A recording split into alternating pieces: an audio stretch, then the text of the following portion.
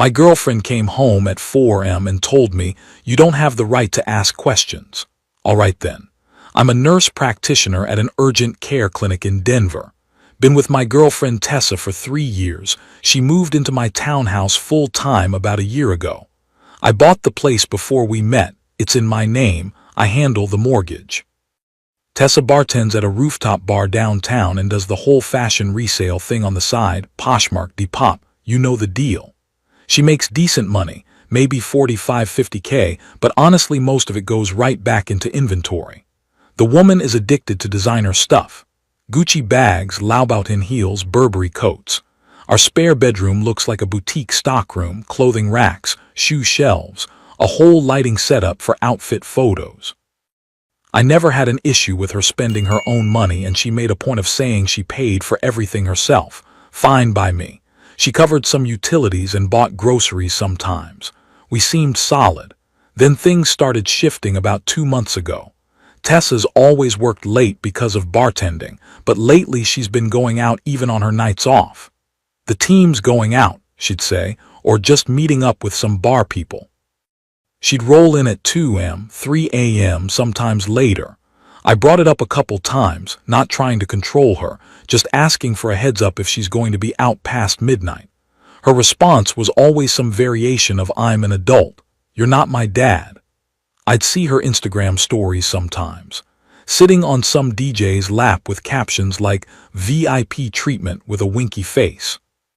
When I asked about it, she said it was just content that she had to flirt to get good tips. I didn't love it, but I let it go. Last Friday night I was wrapping up some telehealth work around 1 a.m. when I realized Tessa still wasn't home. She'd said she was doing girls' night only. I texted her at 2 a.m., no response. Called at 3 a.m. straight to voicemail. At 4:15 a.m. I heard the front door. She walked in smelling like rum and cigarettes, lipstick smeared, hair messy but still smiling like nothing was wrong. And then I saw it on the inside of her wrist, written in what looked like Sharpie, was a phone number. Next to it the letter J with a little heart. I kept my voice level. "What's the number on your wrist?" She glanced down like she'd forgotten it was there. Tried to rub it off with her thumb, but the ink had set. "Oh, that. Just someone's number, it's nothing. You said you were out with just girls. You came home at 4 and with a phone number and a heart drawn on your wrist. You ignored my texts for 3 hours. I'm going to need a better explanation than it's nothing." Her whole demeanor changed. She got cold. "I don't owe you an explanation for everything I do. You don't own me. If you trust me, you trust me. If you don't, then maybe we shouldn't be together." Then she hit me with this. "This is my home too, and you don't get to interrogate me like I'm one of your patients." I just looked at her for a second. "Okay, you're right, I get to choose whether I trust you or not. I choose option 2. We can talk more in the morning." She gave me this look like I'd just fooled by sunrise, then went to the bedroom and shut the door. I didn't sleep. I spent the next few hours looking up Colorado law on abandoned property, HOA rules about yard sales, and how to write a legally sound notice to vacate. At 5 a.m. I sent her an email and a text. "You gave me 2 options, trust you or end things. I'm ending things. You have 48 hours to arrange pickup of your belongings from my house. Clothes, shoes, bags, photo equipment, everything in the spare room. After 48 hours, anything remaining will be considered abandoned property and I'll dispose of it as I see fit. Here's the timestamp on this message for documentation." She read the text at 8 a.m., opened the email at 8:30 a.m., didn't respond to either. By 9 a.m., she was posting Instagram stories at the gym with Sunday reset captions, acting like nothing had happened. So here I am, 36 hours into this 48-hour window. She hasn't reached out except for one text yesterday. "Don't be childish. Let me think about this," I replied. "The deadline stands." She left me on read. In about 12 hours, that deadline hits. I've got a spare bedroom full of designer goods worth maybe 10–15K retail. She was told. She chose not to respond. I'm already thinking about what happens next, and I'm considering doing something that's completely legal, but let's just say it would make a statement. I'll update soon. Edit. For everyone asking, yes, I documented everything. Screenshots of the timestamp, her red receipts, photos of the room with dates. I work in healthcare. I know how important documentation is. Update 1. All right, so the 48 hours came and went. During that entire window, Tessa sent exactly one additional message. You're being dramatic. I need time to think. I replied, the deadline doesn't change. Come get your stuff or don't. Scene. No response. When the deadline hit, she didn't show. I took photos of the spare room from multiple angles, made sure the metadata was clear, added them to my documentation folder. Then I called up my coworker Sarah. She's an older nurse at the clinic, been through some rough stuff with an ex-husband who cheated. I told her the situation and said I was thinking about just selling everything and donating the money. She got this look on her face. If you're going to get revenge, might as well make it count for something good. You know that women's shelter I volunteer with, they're always struggling for funding. That's when it clicked. I wasn't going to just have a garage sale. I was going to do this properly. I spent the next day photographing everything. Every designer bag, every pair of heels, every dress she'd bought just for content. I listed them on Facebook Marketplace and in a few local buy-sell groups. Prices were below market but not dirt cheap. This was about raising real money. In the description of each post, I included a short version of the story. Not her name, no photos of her, just the facts. Came home at 4 a.m. with another guy's number on her wrist, told me I had no right to ask questions, refused to collect her belongings after being given 48 hours notice. All proceeds from this sale will be donated to Shelter Name, a local women's shelter that helps victims of domestic violence. I called it the Cheater's Closet Charity Sale. The post started spreading. Not going viral or anything crazy, but definitely making the rounds in the Denver area. Comments were mostly supportive. Just a sale, buying to support the shelter and this guy's fresh start. She played a stupid game, won a stupid prize. A few people reached out asking if it was real. I showed them the email text documentation, the deadline, the whole timeline. They spread the word further. Within 2 days, I'd sold about 80% of the inventory. Gucci bags, Coach purses, Laubot heels, dresses that she'd worn exactly once for Instagram photos. Every sale, I kept meticulous records, screenshots of the transactions, receipts, everything. Total raised, just under $6,000. Now here's where it gets interesting with the HOA. Our neighborhood association is usually pretty strict about yard sales and visible commerce. I was prepared for pushback, but when the board president, a woman in her 60s, reached out, I explained that this was a one-time charity sale. All items were by appointment pickup from my driveway, no crowds or signs. She wrote back, if the money really goes to that shelter, the board will look the other way. I'm actually going to check if you have any bags in my size. She ended up buying 2 purses. The neighbors were mostly cool about it too. One woman who lives 3 doors down and had seen Tessa stumbling around drunk at 3 a.m. a few times commented on one of the listings. Well, at least something good is finally coming from all that late-night drama. I transferred the money directly to the shelter in chunks as items sold, kept every receipt, every confirmation number. The shelter sent me back an official donation receipt and a photo of a small plaque in their office. Emergency housing program supported in part by generous anonymous donations from the community. That felt good. Better than any argument with Tessa ever would have.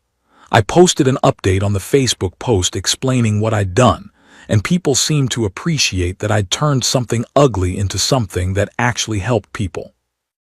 Then yesterday, Tessa finally noticed.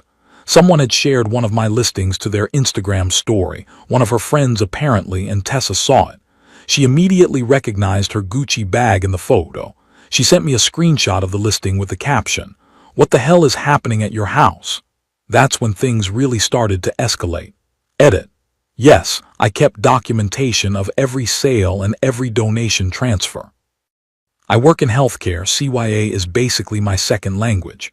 For those asking about the legality, I consulted with a lawyer buddy before doing any of this. Colorado law is pretty clear on abandoned property.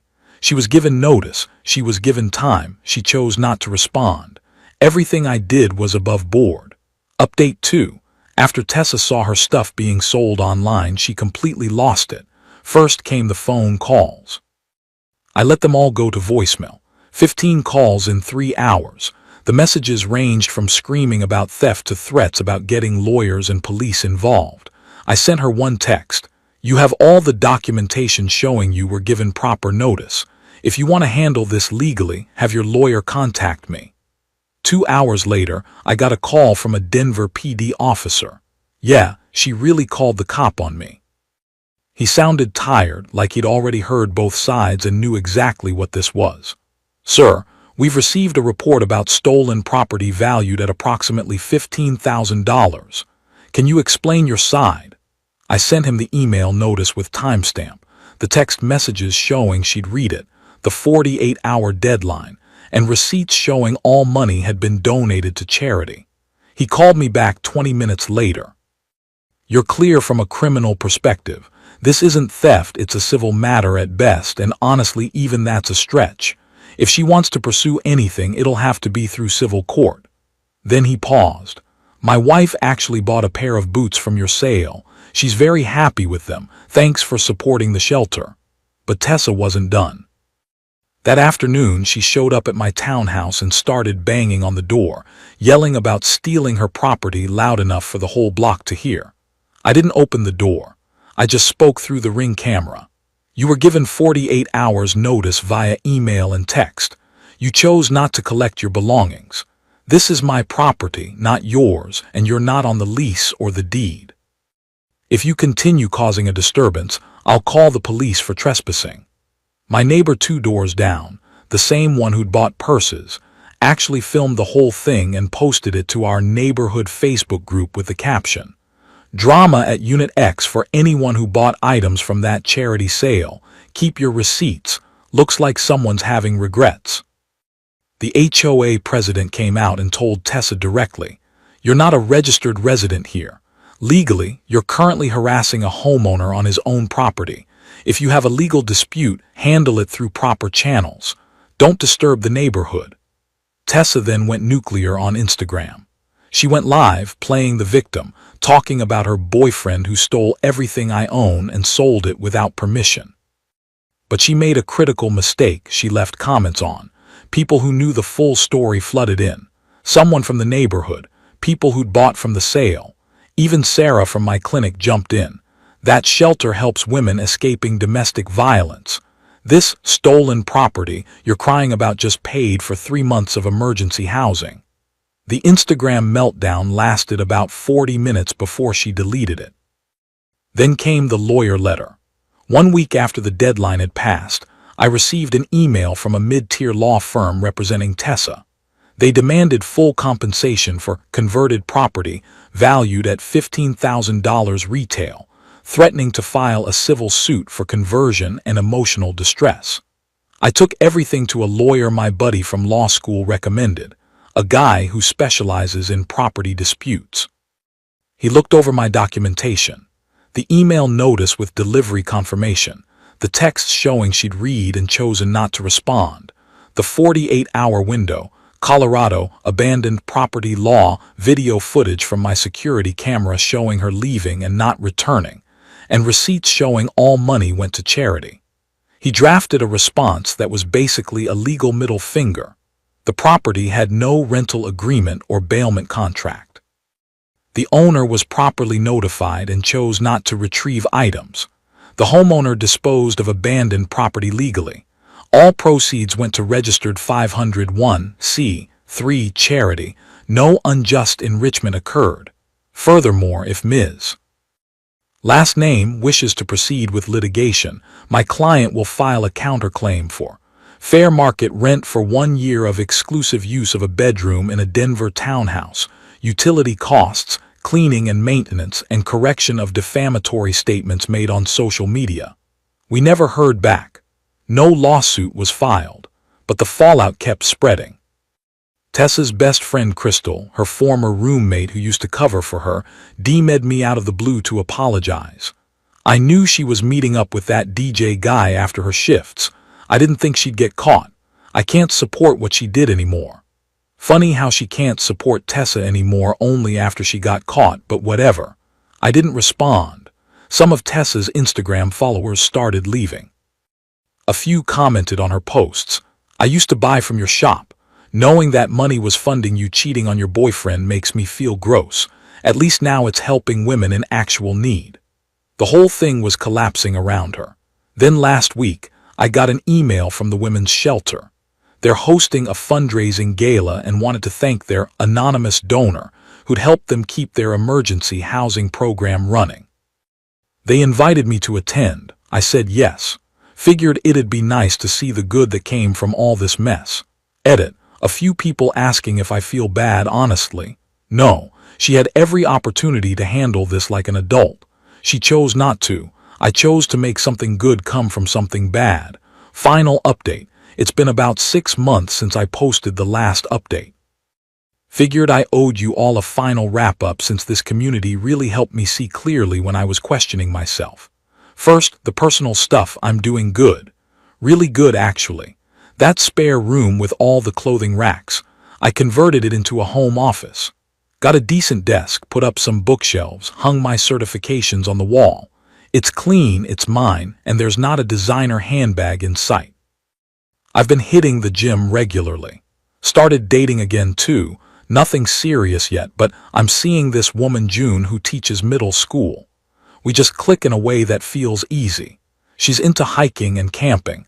I've been wanting to get back into that for years. We went up to the mountains last weekend and she showed me how to start a fire properly. Turns out I'd been doing it wrong my whole life. It's nice being with someone where we're on the same page about how we want to spend our time. No better or worse than anyone else's way of living, just fits better with mine. I made myself a rule. Anyone who moves in long term either gets their name on the lease or gets a ring. No more living rent-free with a personal boutique in my spare room situations. But here's why I'm really posting. Last Friday was the shelter's fundraising gala. I showed up in a suit, ready to meet some of the board members and see where my donation had actually gone. The venue was nice, a community center downtown with decent catering. Right when I walked in, I saw the banner. This year's emergency housing program is proudly supported in part by an anonymous community donor. I smiled. That felt good. The event had maybe 75 people, donors, volunteers, a few of the women who'd been helped by the shelter sharing their stories. There was a small stage for speeches and a bar set up in the back corner for cocktails. I grabbed a drink ticket and walked to the bar. The bartender had her back to me, mixing something. When she turned around, I felt my stomach drop. It was Tessa. She was in a standard catering company uniform, black shirt, black pants, hair pulled back. She froze when she saw me, actually dropped the cocktail shaker she was holding. "What are you doing here?" Her voice was barely above a whisper. "I'm one of the donors. What are you doing here?" She looked like she wanted to crawl under the bar. "New job. The catering company I work for has a contract with charity events." Before either of us could say anything else, the shelter director, this woman named Patricia who runs the whole operation, came over with a huge smile. "Noah, so glad you could make it." She turned to Tessa.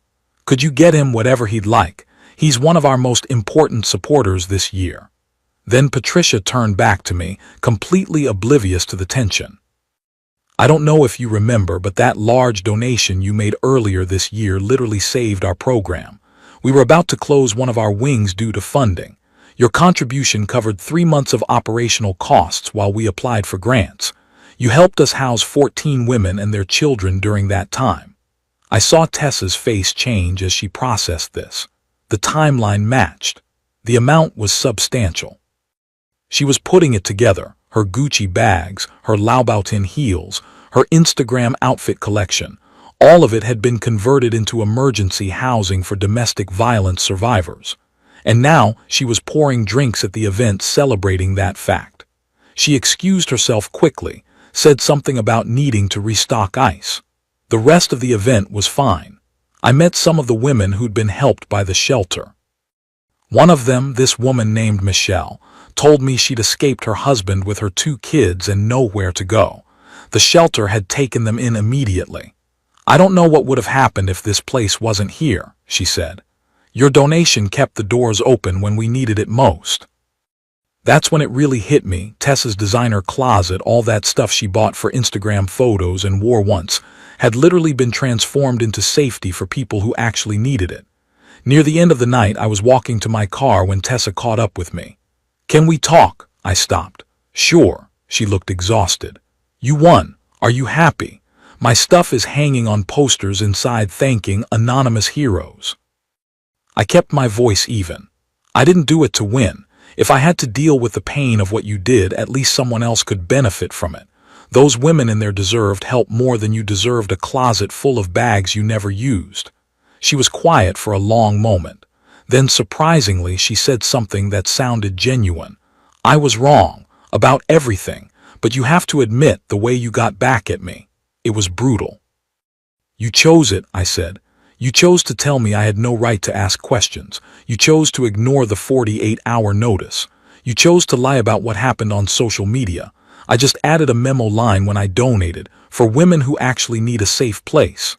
She asked one more question. If I'd come home that night and been honest, if I'd apologized and told you everything, would you have done this? I thought about it. Probably not. I still would have ended things, but I would have let you pack your own stuff. The problem wasn't just the phone number on your wrist. It was you looking me in the eye and saying, you don't own me. You can't question me. If you don't trust me, then we're done. You taught me that lesson. I just applied it in a way that let me look at myself in the mirror every morning and not feel like I'd become what you were. Tessa nodded slowly. I hope you're happy. You deserve better than how I treated you, and you're a better person than I thought you were, better than I am. I hope someday you become someone you actually respect, I told her, not just someone wearing things that demand respect. We left it there. No drama, no yelling, just a closed chapter. A week after the event, the shelter posted photos on their Facebook page, women and kids smiling in a newly painted room, sitting on new beds they've been able to afford. The caption read, "Thanks to a generous donor, we were able to open 4 additional emergency beds this winter." I shared it privately with a few friends. One of them joked that Tessa's Gucci bags had been reincarnated as safety and shelter. Honestly, that's not a bad legacy for overpriced accessories. If there's a lesson in all this, it's that when someone hurts you, you've got 2 choices. Burn everything down so no one wins, or build something better so someone else does. The second option takes more work, but you sleep better at night. Tessa told me I didn't have the right to ask questions. She was right. I couldn't force her to be faithful. But I had every right to decide what stayed in my house, and what left my life to become someone else's chance at a safe place to sleep. Thanks for all the support, Reddit. I'm good now. Actually, I'm better than good. Edit. June and I are taking things slow, but we're going on a weekend hiking trip to Rocky Mountain National Park next month. She's teaching me how to identify wildflowers. It's nice dating someone whose idea of showing off is how fast she can pitch a tent, not how expensive her handbag is. Edit 2. For everyone asking, yes, I ran into Tessa's friend Crystal last week. She apologized again and said Tessa ended up moving back with her parents in Colorado Springs. Apparently the social media fallout was worse than I realized. I don't wish bad things on her, but I also don't feel guilty. She made her choices.